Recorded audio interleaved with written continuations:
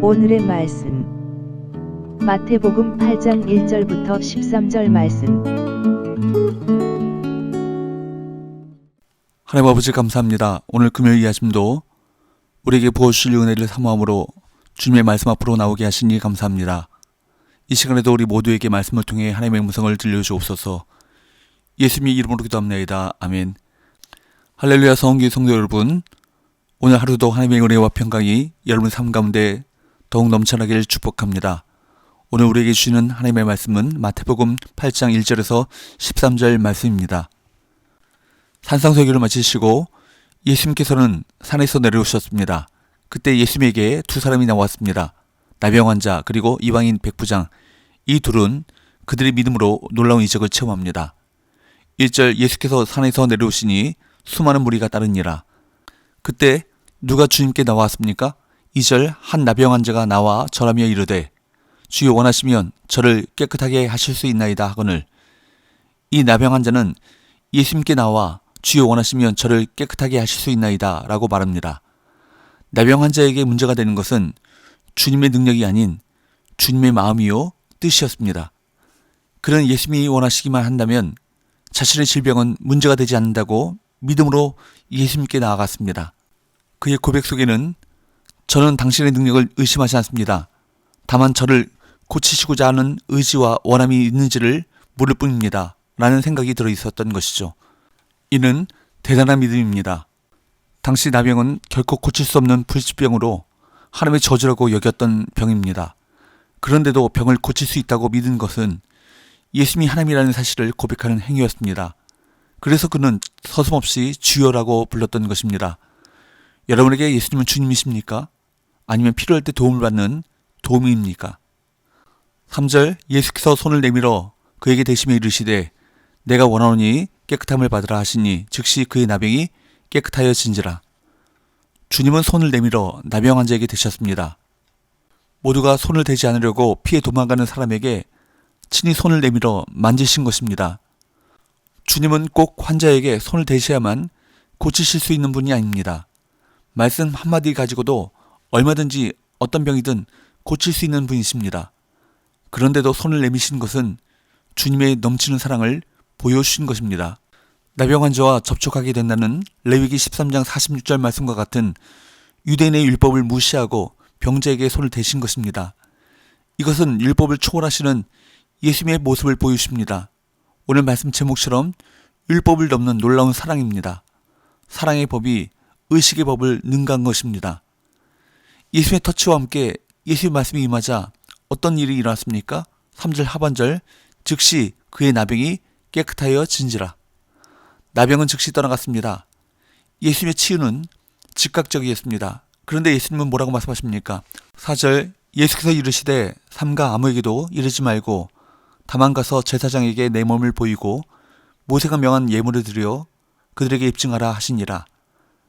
가서 제사장에게 내 몸을 보이고 모세가 명한 예물을 드리라 라고 말씀하신 이유는 제사장을 통해 치유를 확인받고 나병 환자를 공동체에 회복시키기 위함이었습니다.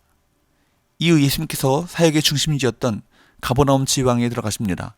그때 누가 주님께 나왔습니까? 5절 6절 예수께서 가버나움에 들어가시니 한 백부장이 나와 간구하여 이르되 주여 내 하인이 중풍병으로 집에 누워 몹시 괴로워하나이다. 예수님 당시 가버나움에는 로마 군대가 주둔해 있었습니다. 예수님이 가버나움에 들어가셨을 때 한 백부장이 나와 간구했습니다.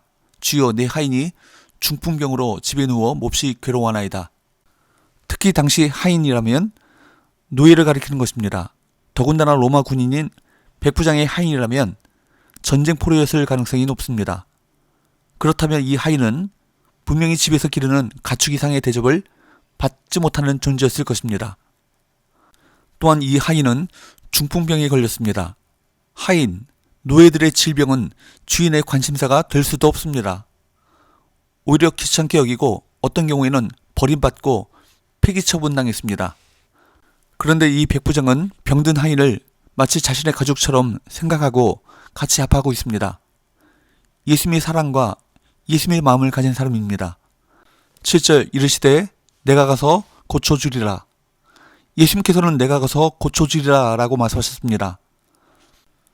원문에 있는 에고는 내가를 의미하는데 이는 주어를 강조하고자 할 때 사용되는 단어입니다.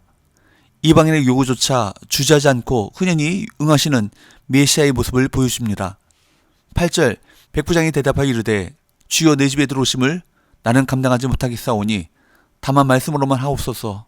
그러면 내 하인이 낫겠사옵나이다. 백부장은 여기서 놀라운 고백을 합니다. 주여 내 집에 들어오심을 나는 감당하지 못하겠사오니 다만 말씀으로만 하옵소서. 당시 유대 사회에서는 유대인이 이방인의 집에 들어가는 것이 금기사항이었습니다. 그래서 백부장은 자기 집에 가시겠다는 예수님의 결정을 만류한 것입니다. 9절 나도 남의 수하 있는 사람이요 내 아래에도 군사가 있으니 이더러 가라 하면 가고 저더러 오라 하면 오고 내 종더러 이것을 하라면 하나이다. 백부장의 고백은 참 놀랍습니다. 자신이 남의 수하에 있으면서 남을 다스리고 있는 것처럼 예수님도 하나님 아래에 있으면서 악령들을 이 세상의 모든 것들을 지배하고 계시다는 것입니다. 그래서 백부장이 부하들에게 내리는 명령이 지켜지듯이 예수님께서 악령들에게 내리시는 명령도 지켜질 것이라고 믿었습니다. 이로써 백부장이 예수님의 메시아적인 권위와 신분을 인정했음을 알 수 있습니다. 그는 예수님의 치유하시는 능력을 절대적으로 신뢰했습니다. 오늘날 우리가 예수님과 마귀와의 관계를 이해하는 데 있어서도 이런 믿음이 필요합니다. 하나님 나라가 임한 메시아 시대에 있어서 마귀는 예수님의 명령에 복종하고 따라야 할 부하일 뿐입니다. 10절에 보면 예수님께서는 백부장의 고백을 들으시고 놀랍게 여기시며 말씀하십니다. 10절 하반절 내가 진실로 너에게 이르노니 이스라엘 중 아무에게서도 이만한 믿음을 보지 못하였노라. 예수님께서는 백부장의 믿음에 큰 놀라움, 큰 감동을 표하셨습니다. 이런 믿음은 당시 어떤 유대인에게서도 찾아볼 수 없었다고 강조하시며 다른 이들에게 크게 칭찬하십니다. 11절 동서로부터 많은 사람이 이르러 아브라함과 이삭과 야곱과 함께 천국에 앉으려니와 구원받은 백성이 사방 땅으로부터 와서 이스라엘 족장들과 더불어 종말의 잔치에 참여한다는 것은 구약의 일반적인 사상이었습니다. 그러나 이 잔치에 참석하도록 구원받은 백성은 전 세계에 흩어져 살게 된 디아스포라 유대인들이거나 우상숭배를 버리고 유대교로 개종한 이방인들입니다. 그런데 예수님께서는 예고된 개념을 뛰어넘어 모든 민족, 곧 이방인을 포함한 모든 인류에 대해 말씀하십니다.